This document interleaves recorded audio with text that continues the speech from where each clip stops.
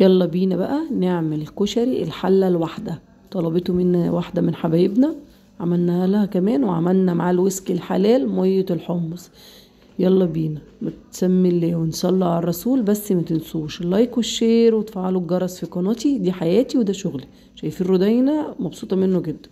هنجيب بقى الحلة بتاعتنا، هننزل فيها بمعلقتين من الزيت. هنعمل اول حاجة الصلصة. هنجيب بصلاية نقطعها قطع صغيرة خالص، واول ما البصلايه تدبل معانا نديها تقليب كويس كده حلو ومحترم. اول ما تدبل معانا على طول هننزل بمعلقه كبيره من الثوم، هنقلبهم كويس.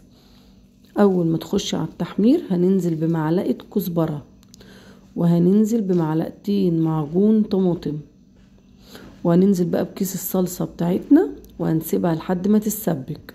هنعمل بقى ايه الحمص بتاعنا. معانا بقى ايه كوبايه من الحمص، وحطيناه على النار يغلي، ونزلنا عليه بطماطميه مضروبه في الخلاط وبصلايه، حطينا ملح وكمون.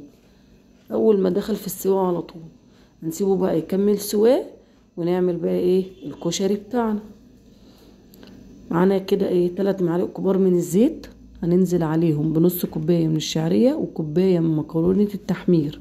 هنقلبهم كويس. اول ما ياخدوا اللون ده معانا على طول هننزل بقى ايه معانا كوبايه من العدس الاسود نقعينها في ميه سخنه قبلها بنص ساعه.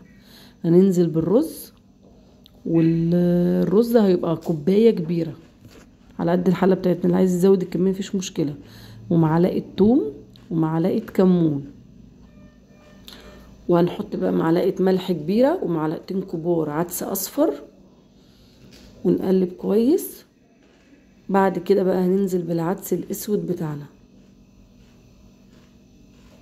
عشان خاطر يتقلبوا كلهم مع بعض تقليبه قبل ما نحط المكرونه بتاعتنا. احنا ما رميناش ميه العدس، احنا مخليينها عشان نحطها على الكشري بتاعنا. هننزل بقى بالمكرونه بتاعتنا، اي نوع مكرونه عندك، مش هنربطك بمكرونه معينه، اي نوع مكرونه. انا استخدمت 4 انواع مكرونه، وحطينا اقلام ومقصوصه وتحمير. اخر حاجه هنحطها المكرونه الاسباجيتي بالشكل ده كده. هنحط بقى المكرونه الاسباجيتي بتاعنا، وهننزل بميه سخنه بتغلي، وننزل بميه العدس. هنحطه بقى على النار لحد ما يستوي معانا. الصلصه بتاعتنا هنتبلها معلقه كمون، معلقه فلفل اسود، معلقه بابريكا، ومعلقه ملح. كده الصلصه معانا خلصت. بصوا على الكشري بعد ما عدى عليه شويه، شايفين الميه بتاعته اتشربت، وما شاء الله اللهم بارك مفلفل بالشكل ده كده. هنعمل بقى الدقه بتاعتنا. معلقه زيت، هننزل بمعلقه توم صغيره، هنقلبهم كويس على النار. اول ما التومه تدبل معاكي على طول تخش في التحمير، هننزل بربع كوبايه خل وربع كوبايه ميه، نص معلقه صغيره كمون، وليمونه معصوره، ورشه بسيطه من الملح. كده الدقه بتاعتنا خلصت. هنعمل بقى الشطه الخطيره. الشطه نار مش هزار. معلقتين زيت كبار وقرنين فلفل حراقين كده محترمين، هنقلبهم كويس. اول ما ياخدوا لون معانا هننزل بمعلقه شطه كبيره. وخدوا بالكم دي نار مش هزار زي ما قلنا. هنقلبها تقليبه كويسه. عينينا حرقتنا قوي من الشطه. هنحط بقى معلقتين كبار من الصلصه، وكده الشطه بتاعتنا الخطيره خلصت. حطيناها في الطاجن بتاعنا الجميل ده. بقى هنجهز بقى التقليه. البصل بتاعنا هنقسم البصلايه نصين، نقطعهم بالشكل اللي احنا شايفينه ده. بصوا السحر اللي انا عملته الخطير ده. البصل بالشكل ده. ننزل بمعلقه كبيره من النشا، معلقتين كبار دقيق على ال3 بصلات اللي احنا عملناهم للتقليه، وطاسه على النار مسخنينها جامد. وهننزل بالبصل بتاعنا، متقعديش تقلبي فيه كتير. اول ما يبتدي ياخد لون معاكي على طول تقلبي، هيطلع معانا بالشكل الخطير ده ومقرمش زي بتاع المحلات بالظبط. هنعمل تاني البصل بقى بتاعنا، نكمل بقى بقية الكمية.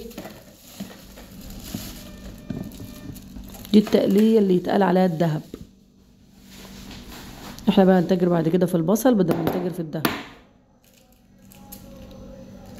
خلص معانا بالشكل دوت. بصوا بقى شكل التقلية بعد ما خلصت كلها خطيرة.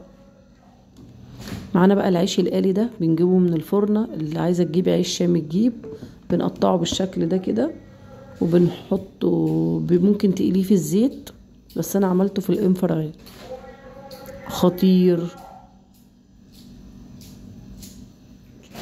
ايه رأيكم؟ هنرش عليه رشتين بسيطة من الزيت كده من فوق وهندخله، مش هياخد وقت طويل، مش هيكمل 5 دقايق. خلص معانا الكشري بتاعنا. بصوا شايفين ما شاء الله اللهم بارك مفلفل ازاي، شايفين شكل الكشري جميل جميل جميل. هنغرف بقى، ولادي بيعشقوه جدا. وفي ملحوظة عايزة اقولها، جوز اختي كان بيقعد يتريق على الاكل بتاعي، بس الكشري ده دخل دماغه قوي. هنحط بقى الصلصة بتاعتنا، وهنحط الدقة الخطيرة الدهب بتاعنا، وهننزل بقى بالحمص بتاعنا. ما شاء الله اللهم بارك، خطير خطير خطير. جربيه ومش هتندمي. حاجة سريعة وبنوفر المواعين، ما عملناش مواعين كتير والله، زي اللي بتاكليه في المحلات. طعمه خطير. ما تنسوش بقى اللايك والشير وتفعلوا الجرس في قناتي. دي حياتي وده شغلي. بحبكم في